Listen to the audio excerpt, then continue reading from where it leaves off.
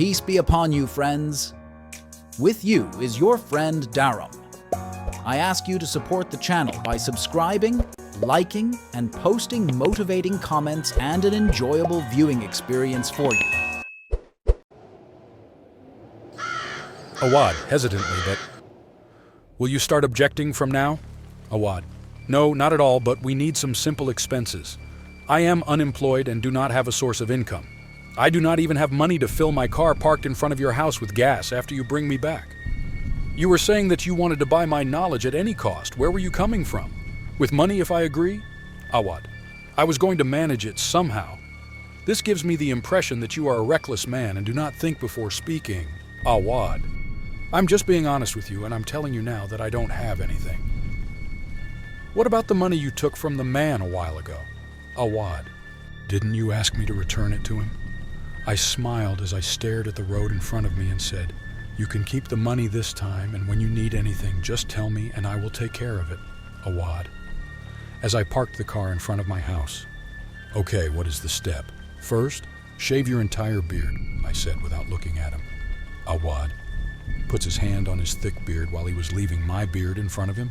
"Yes, and get rid of those clothes you used to deceive people." Awad. "Okay, I will. What else?"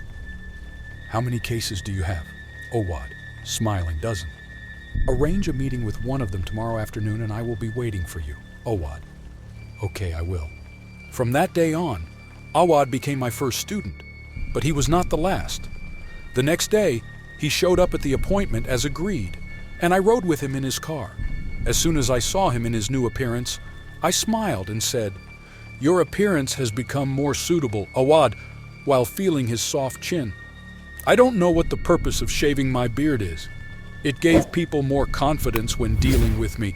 Gain confidence in your work, not your appearance." Awad, shall I tell you about the case we will visit today? Tell me about it along the way. Awad started the car and drove it for a few minutes in silence.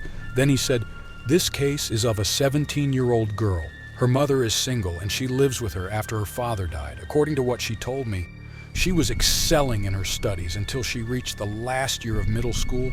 Then she suddenly changed." "How did you change?" Awad. "Began to refuse to go to school and had severe tantrums if anyone tried to persuade her to go, to the point that she destroyed all of the furniture in her room during my last visit to their house when I spoke to her calmly about this topic." "What treatment method did you follow with her?" Awad. "Ruqya and decoction of the harmal plant. Your treatment is useful for depression and mild shortness of breath, but not for her condition." Awad. "What is her condition?" I told Awad to stop on the side of the road. Awad, after he stopped the car. "Why did you stop us?" "Do you see that stationery?" Awad, directing his gaze to the stationery across the street. "Yes." "Go buy yourself a pencil and a blog." Awad. "Why?" "Don't argue, Awad. Just move on." Awad, as he got out of the car. Present. After a short time, he returned with a bag containing a notebook and a pencil. He got into the car while they started the engine, but I stopped him and said, "Wait, open the first page and write with a pencil what I will tell you." Awad took out the blog and held the pen while looking at me silently as I walked in front of me. Awad. "Will I write silence?" "No. In this blog, I want you to write down the cases that we will treat, along with the diagnosis, signs of infection, and treatment methods." Awad. "For what purpose? My memory is strong, and I can remember everything you say. Blogging is important, but be careful not to write your name on the blog." Awad. "Why?" "You ask more than you listen, Awad." Awad. "Well, I apologize. Go ahead, I will not interrupt you. Write the same joke at the top of the page." Awad. I wrote it. "Now take us to the patient, and while I diagnose her, write down everything I will tell you." Awad closes the blog and starts the engine. Okay. We arrived at the case's home, and after her mother received us in the house, the girl came and sat with us, and she was calm with a depressed face. I talked to her about matters far from her condition and its causes, because her condition was clear since Awad described it to me, and I only wanted to confirm the validity of my intuition about seeing her, as she was suffering from an eye condition. I know that many do not believe in the eye and its effect on people, but we are not discussing my convictions against the convictions of others now. I said goodbye to the young woman and her mother and told them that Awad would return later with the appropriate treatment. We left the house and Awad was following me, and I could see in his face the overwhelming desire to ask. And as soon as we got into the car, I told him, "You can ask, Awad, why didn't we treat her? Diagnosing the condition is more important than treatment. Awad, what is the ailment that you're complaining about? Get out the blog and write." We stayed in the car for quite a while, during which I dictated to Awad all the signs of eye infection and the various methods of treating it according to the development of the condition and the source of the infection, and after finishing he said, "Some of the symptoms I mentioned were apparent on the girl. What treatment do you suggest for her condition from among the methods I told you?"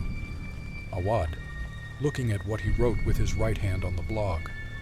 "Since the perpetrator is unknown and the girl does not suffer from nightmares, I think that the appropriate treatment for her is the second method." I smiled, feeling satisfied, saying, "Yes, exactly. Prepare the treatment and bring it to her tomorrow, and she will recover, God willing.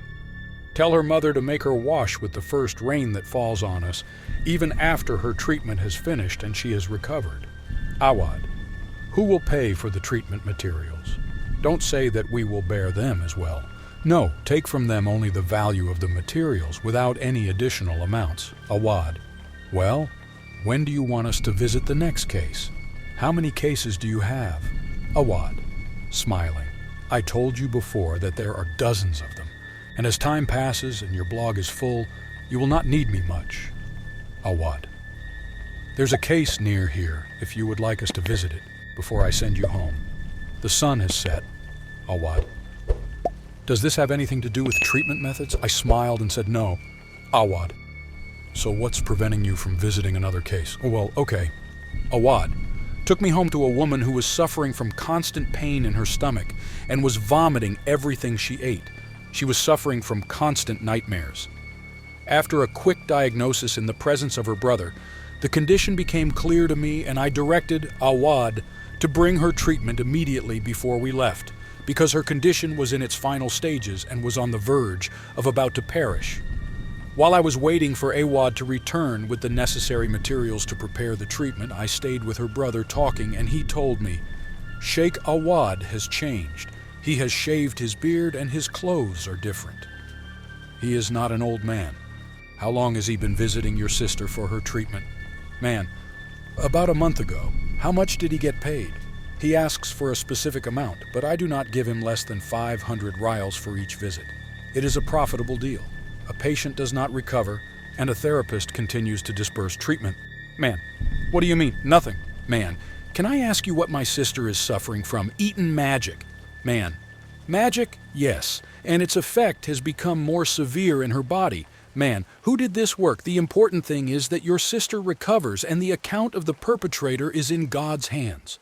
After Awad returned with the materials, I prepared the mixture necessary to treat the eaten magic, supervised the case's administration of the first dose of it, and explained to her brother the other times that she must take the mixture until it was over.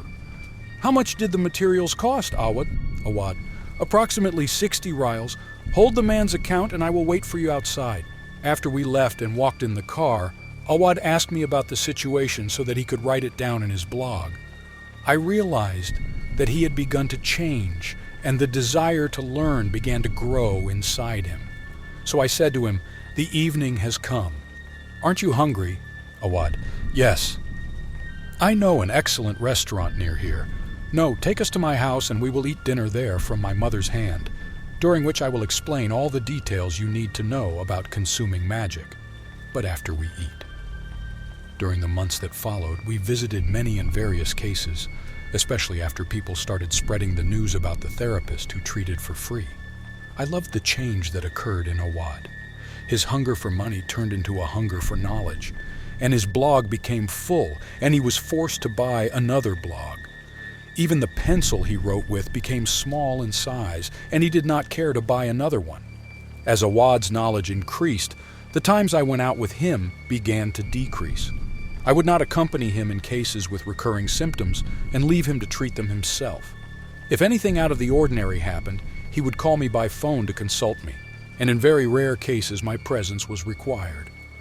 Most of the cases that Awad treated were magic, and for the most part, nothing was out of the ordinary.